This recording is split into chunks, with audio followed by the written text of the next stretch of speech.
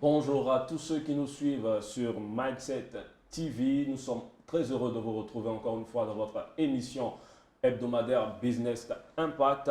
Je suis Jean-Christian Nassé, toujours accompagné de la charmante Mireille Abalé. Nous recevons aujourd'hui sur le plateau de Business Impact une des plus grandes fiertés ivoiriennes. Il se nomme Axel Emmanuel. Il est entrepreneur, ex-banquier, aujourd'hui reconverti en chocolatier, d'où le nom même de son entreprise, le chocolatier ivoirien. Bonjour, monsieur Axel. Bonjour Mireille et bonjour Jean-Christian. Comment allez-vous? Ça va, très bien. Alors, monsieur Axel, aujourd'hui, nous allons parler avec vous de votre parcours en tant qu'entrepreneur, aussi en tant que chocolatier. Parlez-nous un peu de comment vous êtes venu aujourd'hui, cette passion pour le chocolat. Comment vous êtes entré dans le domaine voilà, du cacao, du chocolat. Ouais, bah alors moi je rentre dans le domaine du chocolat parce que mon frère est un grand chef, il était un grand chef cuisinier, donc dans la famille, il y a toujours eu ce feeling-là. Mais bon, à côté de ça, en tant qu'Ivoirien, on a tous grandi à l'homme des cacaoyers. Et même si j'étais banquier, on a quelque part l'envie de flirter avec l'industrie du chocolat parce que tout le monde y pense. Et il fallait un Ivoirien qui pourrait mettre en exergue aussi cette valorisation de ce capital ivoirien-là. Et moi, je ne pouvais pas être en marge parce que tout ce qui est autour de moi qui paraît absurde, c'est vraiment le conseil que je donne à tous les entrepreneurs, faites tout pour le changer. Il fallait qu'il y ait des tablettes de chocolat made in Côte d'Ivoire en rayon de supermarché parce qu'on a 2 millions de tonnes de fèves et on fait autre chose à part ça. Il y a plus de 150 partis politiques, mais il n'y a pas de marque de tablette de chocolat en rayon. Voilà, Et moi, j'ai décidé de relever ce défi-là. comment vous passez de banquier à chocolatier? Parce que c'est carrément deux domaines, j'ai envie de dire, extrêmement opposés. Voilà. Oui, bon, Qu'est-ce qui pas a fait le... véritablement opposé parce que aujourd'hui aussi, notre but, c'est de rentrer le cacao ivoirien en bourse. Les banques de Côte d'Ivoire ont des banquiers spécialisés en cacao. Beaucoup ne Ok, savent pas. ok. Voilà, donc le cacao fait vivre toute la Côte d'Ivoire. 5 à 7 millions d'habitants un tiers de la population vit du cacao. Et donc, on a toujours un lien. Ce n'est pas tellement distinct. En tant qu'Ivoirien, déjà, on a déjà un lien avec le cacao. Donc, moi, je sors de la banque et puis je décide de me former. Ouais, le lien. Qu'est-ce qui a créé le déclic en Ouais, fait? le déclic, c'est vraiment ça, c'est l'absurdité qu'on a autour de nous pendant on a 2 millions de tonnes de fèves et on n'en vit pas véritablement. Les planteurs sont pauvres, un peu plus misérables et tout ça. C'est une donne on a essayé de regarder dans tous les pays d'Afrique, même d'Afrique francophone, même anglophone, je veux dire. Vous voyez, le gaba qui est un plat national, les, très souvent, les oignons et les tomates qui sont sur ce plat-là sont importés. Ça vient de Hollande. Mhm, C'est gênant, ça. Et comme effectivement. je disais, vous allez au Mali, qui est le premier pays producteur de coton. À l'hôpital de Bamako, les patients sont soignés avec du coton qui vient d'ailleurs. C'est leur propre coton. Pareil, comme en Côte d'Ivoire, où les lignes et toutes ces grandes marques qui sont en rayon de supermarché, sans qu'il y ait des Ivoiriens qui puissent le faire. Pourtant, rien ne nous empêche en tant qu'Ivoiriens. Il Donc, faudrait aussi rappeler que la Côte d'Ivoire est le premier pays producteur de cacao. oui, Voilà. 40% de la production mondiale, mais je ne dirais pas vraiment la Côte d'Ivoire, je dirais l'Afrique produit 75% Wow. des fèves de cacao de ce monde. Donc, en tant qu'Africain, ça devrait interpeller. Ouais. C'est une véritable révolution que vous E- voulez. Exactement, une révolution dans le thème de changement de mentalité. Parce que mon objectif, ce n'est pas véritablement de faire que du cacao, mais que ça puisse impacter d'autres jeunes qui puissent ouvrir leurs yeux. Voilà, que ce soit en Côte d'Ivoire, au Sénégal ou aussi là-bas, vous verrez que le tchèp, et principalement Ouais. les ingrédients du tchèp sont importés. C'est incroyable. De l'huile au riz aux légumes et tout, incroyable. C'est des choses comme ça qu'il faut vraiment, ça doit toucher, fouetter notre orgueil et prendre les choses en main. On ne Et produit pas ce qu'on consomme en fait. oui, on ne produit pas ce qu'on consomme. On importe beaucoup des choses venant de l'extérieur et bon, il faut un autre son de cloche. Est-ce que dans votre entourage, les gens ne vous ont pas dit Axel, tu deviens fou, tu laisses la banque, la finance pour te jeter dans le cacao, comme ça? Ouais, bien sûr, ils ont pensé ils ont dit ça. Mais voilà, c'est des choses aussi qui arrivent dans tout parcours. On va toujours forcément essayer de vous décourager. Mais bon, moi, j'étais focus là-dessus et j'ai été champion de Côte d'Ivoire, j'ai été vice-champion d'Afrique chocolat pâtisserie. Donc, je poursuis mon parcours comme Parlons ça. du label Ouais. Coco Revolution. Oui, le label Coco Revolution, c'est un label qui a été inventé par moi. C'est-à-dire, quand on dit révolution, c'est changement radical de ce qui a été par le passé. À notre niveau, on veut changer les mentalités en ce qui concerne la transformation, mais changer la mentalité, changer les choses en ce qui concerne le process de fabrication du chocolat. Le chocolat est une belle recette qui a été inventée par l'homme, mais le process de fabrication aujourd'hui mettait en marge les planteurs de cacao. Et nous, aujourd'hui, on essaie de faire en sorte qu'on puisse inclure les planteurs et les femmes de planteurs, les familles de planteurs de cacao dans la chaîne de valeur de la transformation. Donc, notre chocolat est fait par les femmes de planteurs de cacao, torréfié à la casserole, décortiqué à la main, avec un process particulier. Du coup, les fèves de cacao qui sont achetées à 850 francs le kilo ou 700 francs le kilo, les femmes avec lesquelles on travaille sont achetées à 3000 francs le kilo. Donc, ça va leur permettre d'avoir un revenu complémentaire à celui de leur mari. Mais mieux, je les inclus désormais dans la chaîne parce qu'aujourd'hui, les femmes que j'ai formées vendent du beurre de cacao. Les femmes de Toumoudi, par exemple, elles font le beurre de cacao qui est vendu dans les grands hôtels, même jusqu'à l'hôtel Ivoire. C'est toute la chaîne de production que vous avez. Voilà, je veux juste révolutionner la chaîne de production, mais à côté de ça aussi, révolutionner les recettes. On a connu le chocolat avec les recettes aux amandes, aux noisettes et tout, mais nous, on viendra avec autre chose. Voilà, on viendra avec un chocolat au piment, à la poudre de néré, aux noix de cajou, au gingembre, mais vraiment, hein, au moringa, des choses, chocolat au bissap, baobab, des choses qu'on peut trouver localement, mais qui peut ravir aussi les papilles des Occidentaux, et puis qui se vendent aux quatre coins du monde. Je rappelle que vous êtes artisan. Hein. Oui, artisan chocolatier. Artisan Chocolatier. Alors, comment est-ce que votre réseau de distribution, comment vous gérez en fait votre réseau de distribution? Alors, par le passé, moi, je produisais le chocolat, je le vendais aussi à des supermarchés, et je me suis rendu compte que ce n'est pas mon métier. Je me suis très vite cassé la figure parce que ce n'est pas mon métier. Donc, je produis et je vends tout simplement. Je produis le chocolat et je le vends à des distributeurs. Et c'est eux qui le vendent. Et c'est eux qui vont le vendre.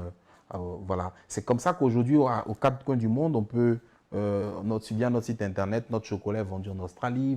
Dans tous les pays du monde, vous pouvez passer et acheter le chocolat en ligne. Voilà. On vient de signer aussi un contrat dans les avions. On a 12 vols en Côte d'Ivoire. Bon, 12 vols semaine dans les avions. Donc ça, c'est des distributeurs qui font ce métier-là. Donc, je produis et je vends. Je ne fais rien d'autre que ça. Vous avez débouché carrément même sur une autre question. Vous êtes présent dans combien de pays? Bon, alors, quand on a sorti la tablette Coco Revolution, on a fait en sorte de pouvoir être présent dans 12 pays d'Afrique. Au Cameroun aussi, on a fait avec des partenaires là-bas une marque de tablettes de chocolat qui est vendue dans le rayon de chez Carrefour, à Yaoundé, Douala. Et dans d'autres pays d'Afrique, et bientôt, on sera aussi officiellement dans beaucoup de supermarchés. Donc, une douzaine de pays d'Afrique, Congo, Cameroun, Mali, Burkina, ainsi de suite. Ouais. Est-ce qu'au début de votre activité, vous avez bénéficié d'un financement? Non, pas du tout. Alors, moi je disais qu'effectivement, on peut commencer les choses pas avec grands moyens, j'y crois, parce que moi aussi, j'ai commencé à faire le chocolat dans la cuisine de ma mère. Mais ce que je peux dire, il y a aussi des apports des amis, des partenaires, ça peut constituer. Moi, c'est de ça que j'ai bénéficié. C'est pour ça que je m'appelle le chocolatier ivoirien. Les Ivoiriens m'ont soutenu, pas avec leur argent, mais le fait simplement de me donner des bons conseils, de m'aider, mais ce n'était pas de l'argent, soutien moral, mais acheter des tablettes de chocolat made in Côte d'Ivoire, voilà, valoriser la valorisation de ces produits-là. Moi, c'est ce qui m'a... La campagne sur les réseaux sociaux. Oui, on a eu un crowdfunding, c'est ça. Voilà, ils ont acheté les tablettes et par solidarité, c'est vraiment ça, c'est de ça que moi j'ai bénéficié véritablement. Sinon, le circuit classique avec les banques, j'en ai jamais bénéficié. Mais c'est ça, le truc aussi, c'est qu'aujourd'hui, beaucoup d'Ivoiriens pensent que l'argent est ailleurs, sur le gouvernement, chez les parents et tout ça. C'est pas, voilà. Moi, je ne veux même pas que le gouvernement intervienne. Ils ont déjà trop fait. Moi, j'ai fait l'école publique, tout ça, l'État a déjà tout fait pour moi. Je ne veux même pas que l'État... Si l'État devait intervenir dans le domaine de la transformation du chocolat et tout, les premiers bénéficiaires, ce seraient les ministres et leurs enfants. Effectivement. Voilà. Donc, c'est un système comme ça qu'il faut, voilà. C'est-à-dire que même les États-Unis même se sont développés avec les particuliers. Avec les Voilà, particuliers, c'est- voilà. c'est- Si le gouvernement finance les chocolateries, vous verrez des ministres qui auront des chocolateries. Ouais, ça, c'est politique maintenant, là. Je dis des choses comme ça pour que les gens se rendent compte. Et personne ne viendra de nulle part pour nous sauver. C'est nous-mêmes. Si, voilà, n'attendez ni vos parents, ni le gouvernement, ni personne. Si vous voulez changer les choses, vous changez vous-même. Il faut monter au créneau, il faut chercher Voilà. le financement. Chercher le financement partout. Où est-ce qu'on peut l'avoir? Parce que, voilà, les 4x4 que vous voyez, voilà, les gens qui vont acheter des terrains à Songo, à Jacquesville et autres, cet argent-là, ils le trouvent quelque part. On peut le trouver. La Côte d'Ivoire est riche, l'Afrique est riche, donc il y a l'argent quelque part. Débrouillez-vous comme vous pouvez pour avoir l'argent pour commencer votre business et votre activité auquel vous croyez. Je pense qu'on en a besoin, hein, des personnes comme Vous avez eu un business angel? Non, pas aussi, mais peut-être que ça viendra parce qu'aujourd'hui, quand on prouve énormément ce qu'on sait faire, on a confiance, on a des résultats probants, les gens, ils viennent soi-même. Les business angels viennent soi-même. En Occident, c'est beaucoup plus simple. Si on était là-bas il y a longtemps, on serait à un niveau un peu plus élevé aujourd'hui. Mais bon, ça viendra. Ça vient petit à petit. De 2015 à 2020, 5 Mhm. ans se sont écoulés. Aujourd'hui, comme vous venez de le dire, vous êtes distribué dans plus de 12 pays. Mhm. Qu'est-ce qui a fait votre succès personnellement? Bon, alors moi, je dis, c'est vraiment d'abord aussi le fait de croire véritablement à ce qu'on veut faire et puis le soutien de la Côte d'Ivoire, c'est-à-dire des Ivoiriens. Des gens qui ça ne veut pas dire qu'on n'a pas d'ennemis, hein. Il y a des gens qui ne...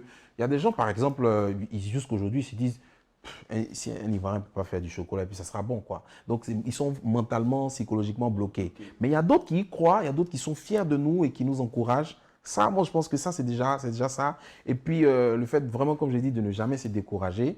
Et une chose aussi qui, à mon avis, fait le succès, c'est de s'entourer de gens compétents dans ce que vous voulez faire. On me voit seul, mais il y a beaucoup de gens derrière moi. Des gens compétents dans l'équipe. Si vous voulez faire les tablettes que nous avons vendues, qui ont été vendues en un mois, 10 000 tablettes, elles ont eu un beau packaging. Mais ce packaging-là, je ne l'ai pas confié à mon cousin, je sais pas, à ma copine ou un petit du quartier. On le confie à un graphiste. Il faut de la créativité. Voilà. Donc, c'est son métier de faire des emballages. Si vous voulez faire comment on appelle ça, de la transformation, d'un jus de fruits, voyez des gens qui sont spécialisés en biochimie et tout, des spécialistes.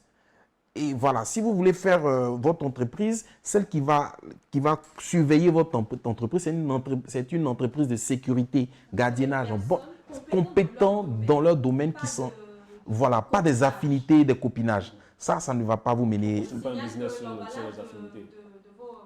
De vos produits sont estampillés au paille.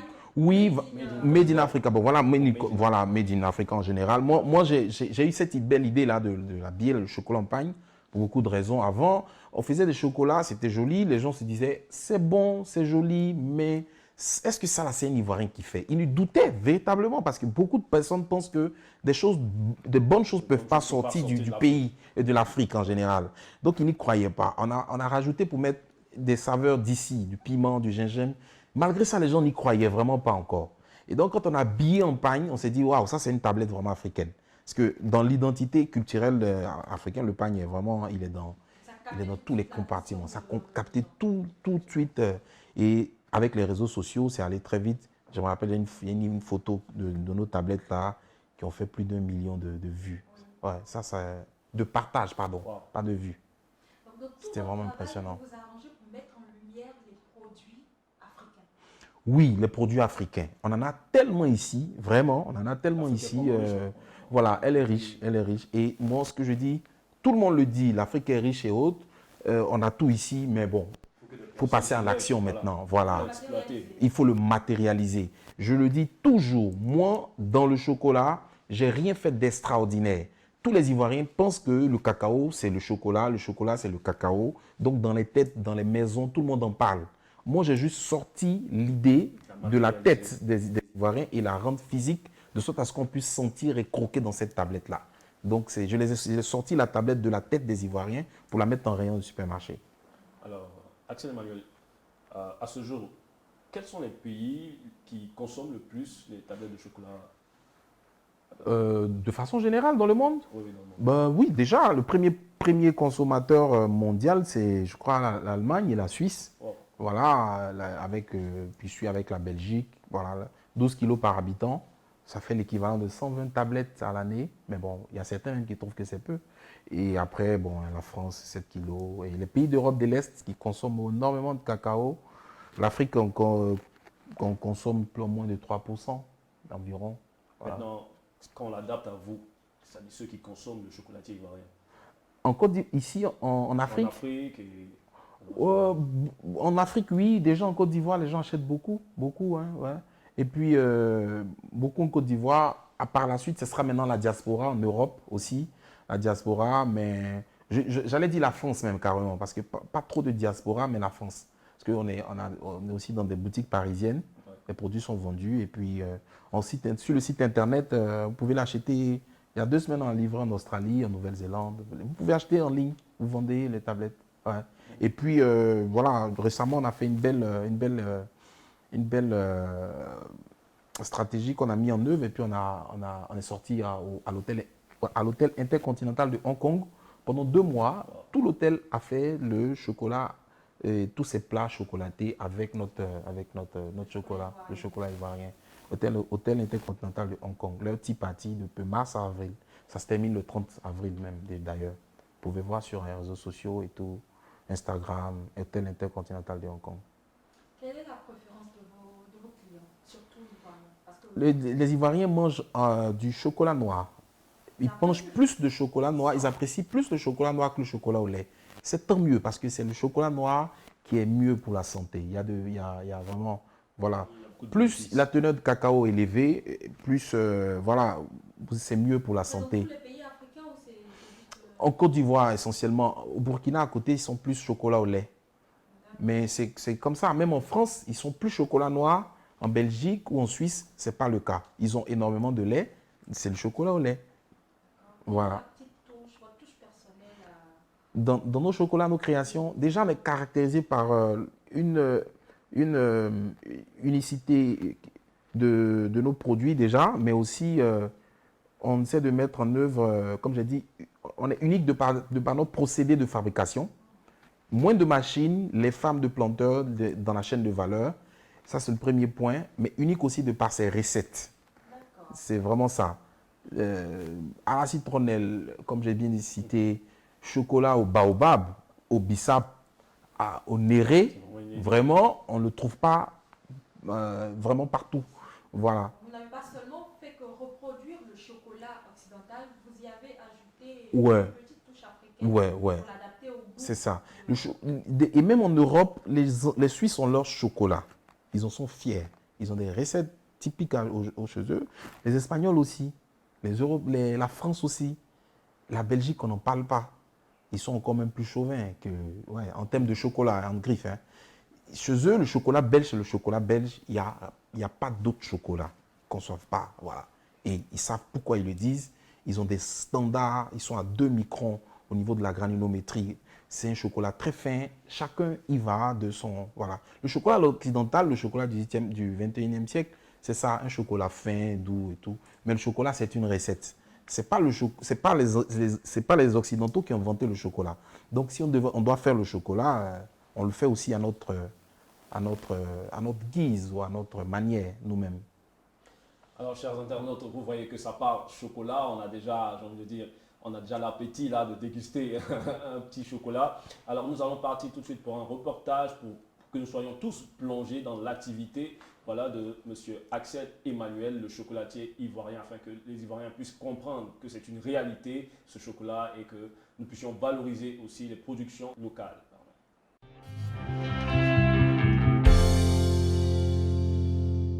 Lors du sommet franco-africain qui s'est tenu à Paris les 3 et 4 novembre 1981, le père fondateur a dit « Tant que nous continuerons à vendre des produits agricoles bruts,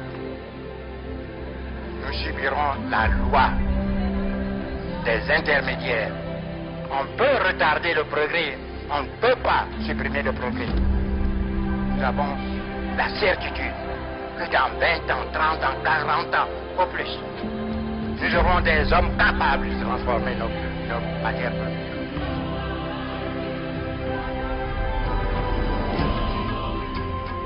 Après plusieurs participations à des salons internationaux, la team Instant Chocolat marque une pause dans son pays natal avec une nouvelle vision axée sur l'amélioration du cadre de vie des familles des producteurs de cacao.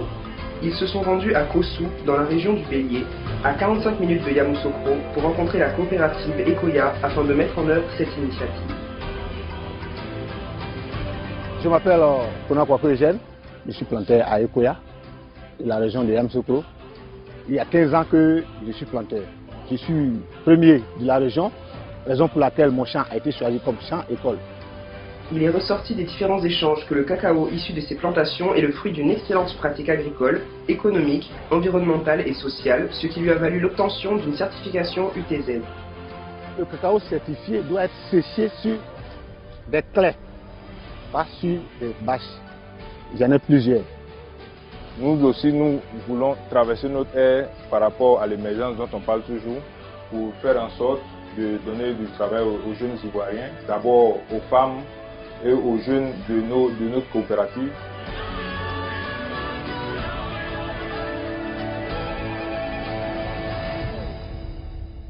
Je m'appelle Konangoran Charlotte.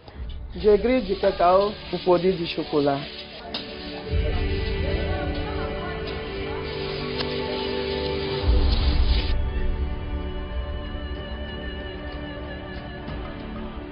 Nous sommes à Kossou et nous travaillons avec la coopérative Ekoya, qui signifie entreprise coopérative de Yamoussoukro. Ici, vous êtes en train de voir des femmes, épouses de planteurs, parentes de planteurs, qui sont aussi aujourd'hui alliées à la fabrication du chocolat, qui va permettre d'avoir une autonomie financière et travailler sur un projet solidaire issu du cacao durable.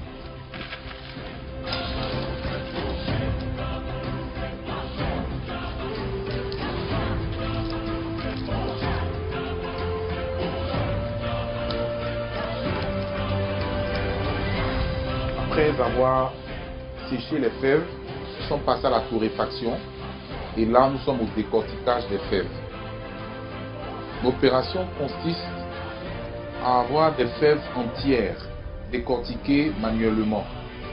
Voilà, des fèves entières qui serviront pour la production.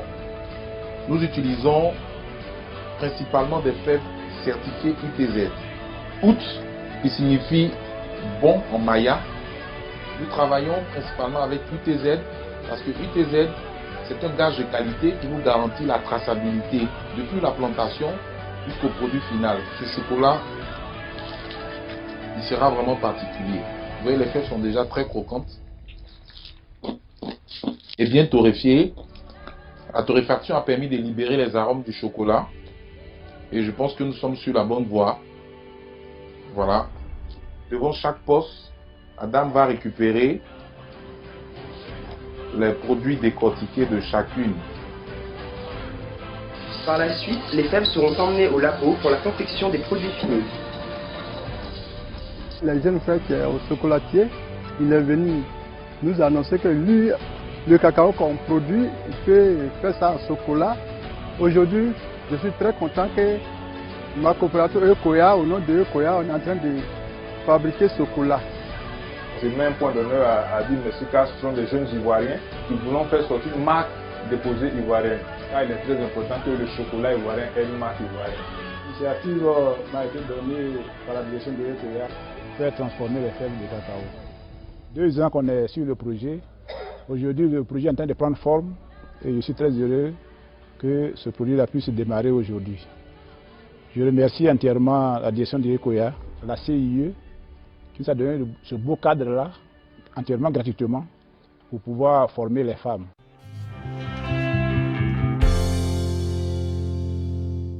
Mesdames et messieurs, nous sommes de retour sur le plateau de Business Impact. Je rappelle que nous recevons aujourd'hui Axel Emmanuel, entrepreneur dans le domaine du chocolat ivoirien. Voilà, Axel Emmanuel, la question que j'ai envie de vous poser, c'est quel est votre positionnement aujourd'hui sur le marché du cacao? Alors, sur le marché du cacao, on a un positionnement d'artisan. Donc, on n'est pas industriel, on n'a pas de grande capacité de production, on fait un chocolat qui a une particularité qui fait intervenir l'artisanat purement avec sans conservateur, sans arômes artificiels. C'est vraiment pur dans le naturel. On travaille avec le pur cacao brut. On ne met pas d'autres matières grasses d'origine végétale dans notre cacao, quoi. Est-ce qu'aujourd'hui en Côte d'Ivoire, il y a beaucoup d'artisans chocolatiers? Non, je n'en connais pas plus de 3 ou 4.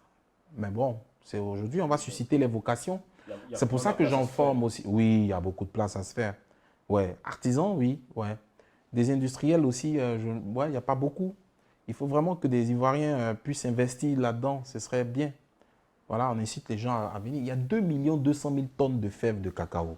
C'est incroyable. C'est pas... Ouais. Okay. Il y a vraiment de la matière pour tout le monde. Il y a de cela quelques années, vous avez participé au salon du chocolat à Paris en 2016. Oui. Et aussi, vous avez été nominé à l'ICCO, qui est l'Organisation mondiale du cacao, où vous êtes membre de la commission consultative de l'économie mondiale cacaoyère. C'est exact? Alors, donc oui, nommé à l'ICCO, Organisation mondiale du cacao, notamment à la commission consultative pour l'économie cacaoyère durable. Okay. En quoi est-ce que ça consiste? Est-ce que vous pouvez nous en dire plus? Alors, moi, j'ai été nommé pour 3 ans, depuis novembre dernier. On va intervenir pour faire des recommandations concrètes à l'organe exécutif, c'est-à-dire la direction, ceux qui dirigent cette institution-là, leur donner des conseils, nous donner nos observations que nous, on a sur le terrain en tant qu'acteurs du cacao. Et ça, c'est des choses, on va les brancher avec la réalité du terrain. Voilà, pour qu'ils puissent se tourner le regard vers un cacao durable. Ils ont déjà beaucoup de programmes là, qui existent depuis. Nous, on va apporter aussi notre pierre à l'édifice. Et je pense qu'on va changer un peu la donne à ce niveau-là, à mon avis. Vous parlez souvent de cacao équitable. Qu'est-ce que c'est? Le cacao équitable, c'est vraiment une culture de cacao qui rémunère mieux le planteur. Parce que le monde rural, il porte l'industrie du chocolat qui représente 100 milliards de dollars. Et les pays africains et les paysans de 6 à 3% maximum. Voilà. Alors, donc, l'argent est au niveau de la transformation. Donc, les transformateurs, dans un élan de solidarité, peuvent être amenés à payer plus le planteur de cacao, une rémunération juste un peu plus équitable. Nous, dans notre cadre de figure, on essaie même d'aller au-delà en impliquant les acteurs dans la chaîne de cacao. Des coopératives que j'ai formées aujourd'hui ont leur propre marque de tablette. Quand vous allez dans les stations à Miyagi, à Soubré, vous avez leur marque qui est vendue. Ça, c'est quelque chose qui contribue à leur faire, à améliorer leur quotidien. Donc, c'est ça le cacao équitable. Faire en sorte que le commerce soit plus, comment on appelle ça? Que les petits paysans puissent bénéficier un peu plus de cette manne financière-là. Finalement, 70% des fèves de cacao dans le monde. Beaucoup d'argent qui voilà, énormément de capitaux qui circulent, mais c'est les transformateurs et la chaîne de la transformation et autres là, c'est eux qui gagnent le plus. Donc aujourd'hui, il faut vraiment changer la donne. Ce n'est pas que dans le cacao, hein, énormément, toutes les matières premières dans le monde sont comme ça. C'est encore plus aberrant si vous tournez les yeux vers le coton. Le kilo de coton est à 300, mais le prix d'un jean, ça coûte cher. Voilà, c'est peut-être 100 fois plus. Vous militez pour la transformation de nos produits, des matières premières. Voilà, je milite pour la transformation de nos matières premières. On en a tellement, que ce soit la mangue, le coton, les arachides, le maïs. On peut en faire énormément de choses et beaucoup de boulot, beaucoup de métiers vont sortir de là. Et ça va apporter une plus-value considérable à notre économie. Et la transformation nécessite un coût? Ça nécessite un coût, oui, bien sûr. Des partenaires. Ouais. Voilà, et il faudrait des gens qui croient votre vision.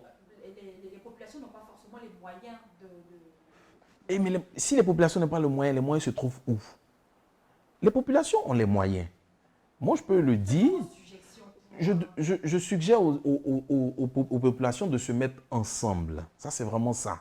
De se mettre ensemble pour faire quelque chose de concret. Par exemple, je disais la dernière fois aux gens de la diaspora d'avoir juste 300, dans notre jargon, comme on dit, 300 benguis qui vont donner 1500 € en 3 mois. 300 benguis qui vont donner 1500 € en 3 mois, ça peut faire valablement environ 450 000 euros. Donc, si c'est déposé dans une banque, vous pouvez facilement avoir au moins le double pour être autour de 900 000 euros.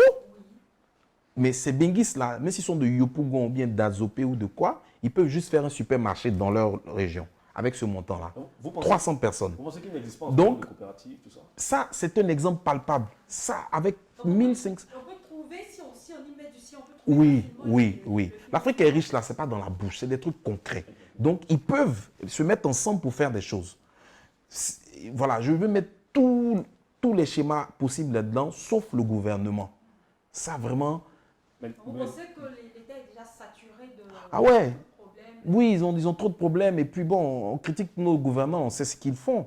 Des choses qui ne... Voilà, donc je n'ai même pas compté sur eux parce que, voilà, c'est... Voilà. L'État est le débiteur le plus solvable. C'est-à-dire qu'il va devoir toujours à quelqu'un. Sauf que bon, voilà. Mais déjà, il existe déjà des coopératives, des associations... Dans le domaine du cacao, du chocolat. Dans le cacao, il y a 3500 coopératives en Côte d'Ivoire. Vous voyez un peu? Je vais vous donner un exemple. Voilà, je vais vous donner un exemple palpable. Une coopérative que j'ai rencontrée qui a 3000 planteurs avec 5000 tonnes. À 750 francs la tonne, ça fait 3 milliards. 750 francs la tonne, ça fait plus de 3 milliards 5. Donc 5000 personnes qui ont 3 milliards 5. C'est fou. On parle que du cacao. Voilà, donc on n'est pas pauvre. Si on utilise la bonne escient, je pense que... Ça peut faire énormément de choses. Ça peut faire énormément de choses. Que ce soit de l'entrepreneuriat, les banques, des supermarchés, de l'activité économique, la transformation. Ne passez plus à Sini. Tous les gens qui partent à Sini, là, regardez les plantations d'ananas sans pour autant faire une marque de jus d'ananas. Ça n'existe pas. Et ça, c'est dommage. Les mangues au nord, ça pourrit énormément. Il y a des jeunes qui font un peu de jus de mangue, mais il faut aller plus que ça. Aujourd'hui, les mangues ne peuvent pas être exportées avec la situation du Covid. Voilà, pourtant on est le premier pays exportateur africain de mangue. On est coincé. Qu'est-ce qu'il faut? De l'argent de capitaux pour transformer la mangue en jus de fruits, en vinaigre de mangue, en poudre de mangue.